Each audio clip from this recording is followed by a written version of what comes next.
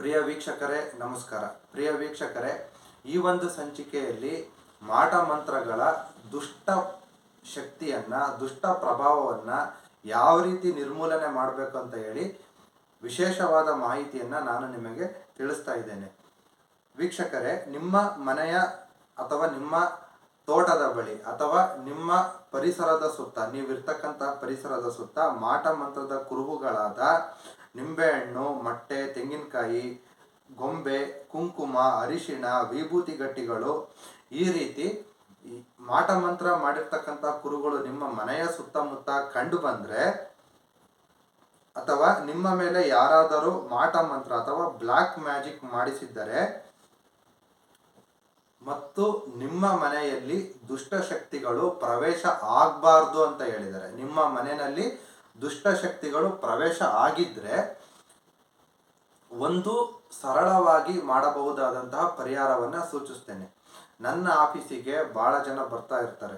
ಅವರಲ್ಲಿ ಕೆಲವೊಬ್ಬರು ಒಂದು ಪ್ರಾಬ್ಲಮ್ಸ್ನ ಹೇಳ್ತಾರೆ.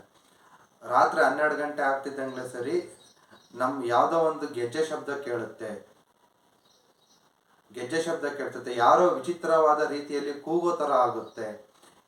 ಈ ರೀತಿ ಸಮಸ್ಯೆಗಳು ಹಲವಾರು ಜನ ನನ್ನ ಹತ್ರ ಹೇಳಿದ್ದಾರೆ ವೀಕ್ಷಕರೇ.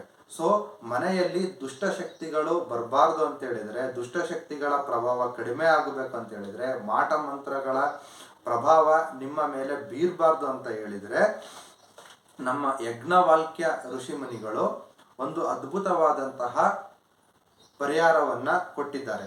ಈ ಪರಿಹಾರ 3 ಪರ್ಪಸ್ಸಿಗೆ ಬಹಳ ಉಪಯುಕ್ತ. ಒಂದು, ಮಾಟ ಮಂತ್ರದ ಕೆಟ್ಟ ಪರಿಣಾಮವನ್ನು ನಿವಾರಣೆ ಮಾಡುತ್ತೆ ಮತ್ತು ನಿಮ್ಮ ಮನೆಯಲ್ಲಿ ದುಷ್ಟ ಶಕ್ತಿಗಳ ಪ್ರವೇಶವನ್ನು ತಡಿತತೆ. ಮತ್ತು ಇನ್ನೂ ಒಂದು, ಈ ಯಜ್ಞವಲ್ಕ್ಯ ಋಷಿಮುನಿಗಳು ಕೊಟ್ಟಿರ್ತಕ್ಕಂಥ ಮಂತ್ರ ಅದು ಸೂರ್ಯ ಕವಚ ಸ್ತೋತ್ರ ಅಂತ. ಈ ಸೂರ್ಯ ಕವಚ ಸ್ತೋತ್ರವನ್ನು ಪ್ರತಿನಿತ್ಯ ಹಾರ್ಟ್ ರೋಗಿಗಳು ಪಠಿಸಿದರೆ ಅವರಿಗೆ ಹಾರ್ಟ್ ಸಮಸ್ಯೆ ಅಂದರೆ ಹೃದ್ರೋಗ, ಚಕ್ಷೋ ಸೂರ್ಯೋ ಅಜಾಯತ ಅಂತ ಕರೀತಾರೆ, ಹೃದ್ರೋಗಂ ಮಮ ಸೂರ್ಯ ಅಂತ ಕರೀತಾರೆ. ಸೂರ್ಯ ಬಂದು ನಮ್ಮ ಎಡಗಣ್ಣ ಸೂಚಿಸ್ತಾನೆ, ಸೂರ್ಯ ಬಂದು ನಮ್ಮ ಹೃದಯವನ್ನು ಸೂಚಿಸ್ತಾನೆ. ಯಾರಿಗೆ ಹೃದ್ರೋಗ ಸಮಸ್ಯೆ ಇರುತ್ತೋ, ಯಾರ ಜಾತಕದಲ್ಲಿ ಸೂರ್ಯ ನೀಚ ರಾಶಿ ತುಲಾದಲ್ಲಿ ಲಗ್ನದಿಂದ 6ನೇ ಮನೆಯಲ್ಲಿ ರಾಹುವಿನ ಜೊತೆ, ರಾಹುವಿನ ನಕ್ಷತ್ರ ಸ್ವಾತಿಯಲ್ಲಿ ಕುಳಿತುಕೊಂಡಿದ್ರೆ ಅವರು ಈ ಸೂರ್ಯ ಕವಚ ಸ್ತೋತ್ರವನ್ನು ಪ್ರತಿನಿತ್ಯ ಪಾರಾಯಣ ಮಾಡಿದರೆ ಅವರಿಗೆ ಹೃದ್ರೋಗ ಎಂಬುದು ಬರಲ್ಲ. ಯಾರ ಜಾತಕದಲ್ಲಿ ಸೂರ್ಯನ ಮೇಲೆ ಶನಿ ದೃಷ್ಟಿ ಇರ್ತದೋ ಅವ್ರಿಗೂ ಸಹ ಹೃದ್ರೋಗ ಬರುತ್ತೆ. ನೋಡಿ, ಈ ಸೂರ್ಯ ಕವಚ ಸ್ತೋತ್ರ 3 ಪರ್ಪಸ್ಸಿಗೆ ಯೂಸ್ ಆಗುತ್ತೆ. ಒಂದು, ಬ್ಲ್ಯಾಕ್ ಮ್ಯಾಜಿಕ್ದು, ಮಾಟ ಮಂತ್ರದ್ದು ಪ್ರಭಾವನ ತಗ್ಗಿಸುತ್ತೆ ಮತ್ತು ನಿಮ್ಮ ಮನೆಯಲ್ಲಿ ದುಷ್ಟಶಕ್ತಿಗಳು ಬರಬಾರ್ದಂಗೆ ತಡಿತತೆ.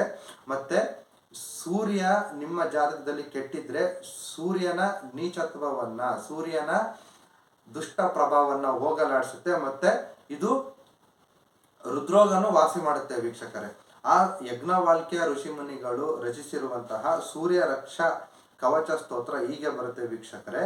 ಶೃಣುಷ್ವ ಮುನಿಶಾರ್ದೂಲ ಸೂರ್ಯಸ್ಯ ಕವಚಂ ಶುಭಂ ಶರೀರಾರೋಗ್ಯದಂ ದಿವ್ಯಂ ಸರ್ವಸೌಭಾಗ್ಯದಾಯಕಂ ದೇದೀಪ್ಯಮಾನ ಮುಕುಟಂ ಸ್ಫುರನ್ಮಕರಕುಂಡಲಂ ಧ್ಯಾತ್ವ ಸಹಸ್ರಕಿರಣಂ ಸ್ತೋತ್ರಮೇತ ದುದೀರಹೇತ್ ಶಿರೋ ಮೇ ಭಾಸ್ಕರಾಃ ಪಾತು ಲಲಾಟಂ ಮೇ ಮಿತದ್ಯುತಿಃ ನೇತ್ರೇ ದಿನಮಣಿಃ ಪಾತು ಶ್ರವಣೆ ವಾಸರೇಶ್ವರಃ ಗ್ರಾಣಂ ಘರ್ಮಗೃಣಿಃ ಪಾತು ವದನಂ ವೇದವಾಹನಂ ಜಿಹ್ವಾಂ ಮೇ ಮಾನದಂ ಪಾತು ಕಂಠಂ ಮೇ ಸುರವಂದಿತಂ ಸ್ಕಂದೌ ಪ್ರಭಾಕರಃ ಪಾತು ವಕ್ಷಾಃ ಪಾತು ಜನಪ್ರಿಯಃ ಪಾತು ಪಾದೌ ದ್ವಾದಶಾತ್ಮ ಸರ್ವಾಂಗಂ ಸಕಲೇಶ್ವರಃ ಸೂರ್ಯ ರಕ್ಷಾತ್ಮಕಂ ಸ್ತೋತ್ರಂ ಲಿಖಿತ್ವಾ ಭೂರ್ಜಪತ್ರಕೆ ದಧಾತಿಯಾಃ ಕರೆ ತಸ್ಯ ವಶಗಾಃ ಸರ್ವಸಿದ್ಧಯಾಃ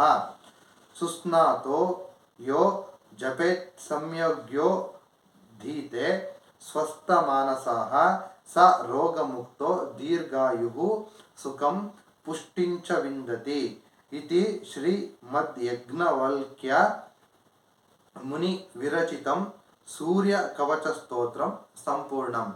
ವೀಕ್ಷಕರೇ, ನಾನು ಈ ಪಾರಾಯಣ ಮಾಡಿದ್ನಲ್ಲ, ಈ ಸೂರ್ಯ ಕವಚ ಸ್ತೋತ್ರವನ್ನು ನಿಮಗೆ ಡಿಸ್ಪ್ಲೇ ಮಾಡ್ತಾ ಇದ್ದೇನೆ ನೋಡಿ. ಈ ಸೂರ್ಯ ಕವಚ ಸ್ತೋತ್ರ ಹೀಗೆ ಬರುತ್ತೆ. ಪಾರ್ಥಿವ ಪವತಾಮಾಂತರಿಕ್ಷ ಆದಿವಸ್ಪೃಷ್ಟಮಶ್ವಜರ್ಗವ್ಯಜಸ್ಸೋಮ. ವೀಕ್ಷಕರೇ, ಈ ಸೂರ್ಯ ಕವಚ ಸ್ತೋತ್ರವನ್ನ ಯಾರ ಜಾತಕದಲ್ಲಿ ಸೂರ್ಯ ಬಂದು ಕೆಟ್ಟಿರ್ತಾನೋ, ನೀಚ ರಾಶಿಯಲ್ಲಿ ಇರ್ತಾನೋ, ರಾಹುನ್ ಜೊತೆ ಇರ್ತಾನೋ, ರಾಹು ನಕ್ಷತ್ರದಲ್ಲಿ ಇರ್ತಾನೋ, 6ನೇ ಮನೆಯಲ್ಲಿ ದುಸ್ಥಾನದಲ್ಲಿ ಕುತ್ಕೊಂಡಿರ್ತಾನೋ, 6ನೇ ಮನೆಯಲ್ಲಿ ಕುತ್ಕೊಂಡು ಲಗ್ನದಿಂದ 6ನೇ ಮನೆಯಲ್ಲಿ ಕುತ್ಕೊಂಡು ರಾಹು ನಕ್ಷತ್ರದಲ್ಲಿ ಇರ್ತಾನೋ, ಅಥವಾ ಸೂರ್ಯನ ಮೇಲೆ ಶನಿ ದೃಷ್ಟಿ ಇರ್ತತೋ, ಅವರಿಗೆ ಸೂರ್ಯಂದು ಬಹಳ ದೋಷ ಉಂಟಾಗುತ್ತೆ. ಸೊ ಅವರು ಸಹ ಈ ಮಂತ್ರವನ್ನ ಪ್ರತಿನಿತ್ಯ ಬೆಳಗ್ಗೆ ಸ್ನಾನ ಆದಮೇಲೆ ಪೂರ್ವಾಭಿಮುಖ ಬಿಸಿಲು ಬೀಳುವ ಜಾಗದಲ್ಲಿ ನಿಂತ್ಕೊಂಡು ಪಾರಾಯಣ ಮಾಡಿದರೆ ಸೂರ್ಯನ ನೀಚತ್ವ ಹೊರಟೋಗುತ್ತೆ ವೀಕ್ಷಕರೇ. ಸೂರ್ಯನಿಂದ ಉಂಟಾಗ್ತಕ್ಕಂತಹ ದೋಷಗಳು ಹೊರಟೋಗುತ್ತೆ. ಮತ್ತೆ ಇನ್ನೊಂದು ನೋಡಿ, ಇದನ್ನ ನಮ್ಮ ಆಫೀಸಲ್ಲೇ ನಡೆದಿರ್ತಕ್ಕಂಥ ಘಟನೆ. ಈ ಸೂರ್ಯ ಕವಚ ಸ್ತೋತ್ರವನ್ನ ಒಬ್ಬ ಹಾರ್ಟ್ ಪೇಷಂಟು 9 ತಿಂಗಳು ಪ್ರತಿನಿತ್ಯ ದಿನಕ್ಕೆ 3 ಬಾರಿ ಪಾರಾಯಣ ಮಾಡಿದ್ದಾನೆ. ಆತನಿಗೆ ವಿಚಿತ್ರ ರೀತಿಯಲ್ಲಿ ಡಾಕ್ಟ್ರೇ ಆಶ್ಚರ್ಯ ಪಡುವಂತೆ ಹೃದ್ರೋಗ ಬಹಳ ಕಮ್ಮಿ ಆಗ್ಬಿಟ್ಟಿದೆ ವೀಕ್ಷಕರೇ. ಸೊ ಈ ಸೂರ್ಯ ಕವಚ ಸ್ತೋತ್ರವನ್ನ ಹೃದ್ರೋಗಿಗಳು ಜಪ ಮಾಡಿ ಅವರಿಗೆ ಹೃದ್ರೋಗ ಸಮಸ್ಯೆ ಖಂಡಿತ ನಿವಾರಣೆ ಆಗುತ್ತೆ. ಮತ್ತೆ ಈ ಸೂರ್ಯ ಕವಚ ಸ್ತೋತ್ರದಿಂದ ಜಾತಕದಲ್ಲಿ ಇರ್ತಕ್ಕಂಥ ಸೂರ್ಯ ದೋಷನೂ ಹೊರಟೋಗುತ್ತೆ. ಮತ್ತೆ ಇನ್ನೊಂದು, ಈ ಸೂರ್ಯ ಕವಚ ಸ್ತೋತ್ರವನ್ನ ಒಂದು ಬೂರ್ಜ ಪತ್ರಿಕೆಯಲ್ಲಿ ಬರಿಬೇಕು.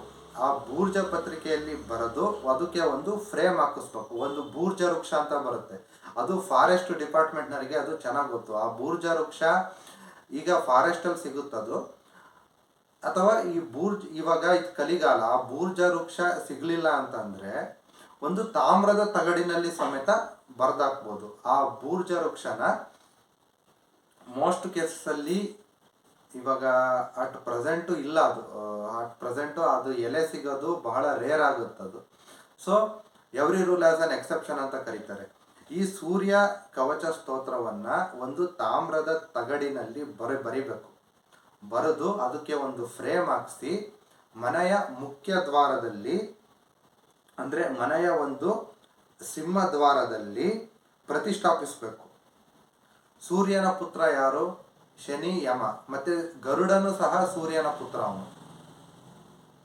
ಸೊ ಅಲ್ಲಿ ಒಂದು ಗರುಡನ ಪ್ರತಿಮೆಯನ್ನ ಮನೆಯ ಮುಖ್ಯ ದ್ವಾರದಲ್ಲಿ ಪ್ರತಿಷ್ಠಾಪಿಸಿ ಆ ಗರುಡನ ಪ್ರತಿಮೆಯ ಕೆಳಗಡೆ ಈ ಸೂರ್ಯ ಕವಚ ಸ್ತೋತ್ರವನ್ನ ಒಂದು ತಾಮ್ರದ ತಗಡಿನ ಮೇಲೆ ಬರೆದು ಅದಕ್ಕೊಂದು ಫ್ರೇಮ್ ಹಾಕಿಸಿ ಆ ಗರುಡ ಪ್ರತಿಮೆಯ ಕೆಳಗಡೆ ಮನೆಯ ಸಿಂಹದ್ವಾರದಲ್ಲಿ ಈ ಸೂರ್ಯ ಕವಚ ಸ್ತೋತ್ರ ಬರೆದಿರ್ತಕ್ಕಂತಹ ಯಂತ್ರವನ್ನ ಸ್ಥಾಪನೆ ಮಾಡಿದರೆ ಆ ಮನೆಯಲ್ಲಿ ದುಷ್ಟಶಕ್ತಿಗಳು ಯಾವುದೇ ಕಾರಣಕ್ಕೂ ಪ್ರವೇಶ ಆಗೋಲ್ಲ ವೀಕ್ಷಕರೇ. ಮತ್ತು ಅವ್ರ ಮನೆಯಲ್ಲಿ ಇರ್ತಕ್ಕಂತಹ ಜನರಿಗೆ ಮಾಡಿರ್ತಕ್ಕಂತಹ ಮಾಟ ಮಂತ್ರದ ತೊಂದರೆಗಳು ಕಂಪ್ಲೀಟ್ ಆಗಿ ನಿವಾರಣೆ ಆಗುತ್ತೆ ವೀಕ್ಷಕರೇ. ಈ ಸೂರ್ಯ ಕವಚ ಸ್ತೋತ್ರವನ್ನ ಬರೆದಿರ್ತಕ್ಕಂತಹ ಯಂತ್ರ ನಿಮಗೇನಾದರೂ ಬೇಕಾದರೆ ನೀವು ನನ್ನ ಕಚೇರಿಯನ್ನ ಸಂಪರ್ಕಿಸಬಹುದು. ಈ ಒಂದು ಸಂಚಿಕೆ ನಿಮ್ಮೆಲ್ಲರಿಗೂ ಬಹಳ ಇಷ್ಟ ಆಗಿದೆ ಅಂತ ಭಾವಿಸ್ತಾ ಈ ಒಂದು ಸಂಚಿಕೆಯನ್ನ ನಾನು ಇಲ್ಲಿಗೆ ಮುಗಿಸ್ತಾ ಇದ್ದೇನೆ. ನಿಮ್ಮೆಲ್ಲರಿಗೂ ಎಂದಿನಂತೆ ನನ್ನ ಗೌರವಾನ್ವಿತ ನಮಸ್ಕಾರಗಳು. ಸ್ತೋತ್ರೇ ಸುವೀರ್ಯಂ ಯದಿತುರ್ವರ್ಧಜಾಗಿರಾಹ ಪುನಾನಗಿಂದವಾಭರಸೋ ಮದ್ವಿಪರ್ಹ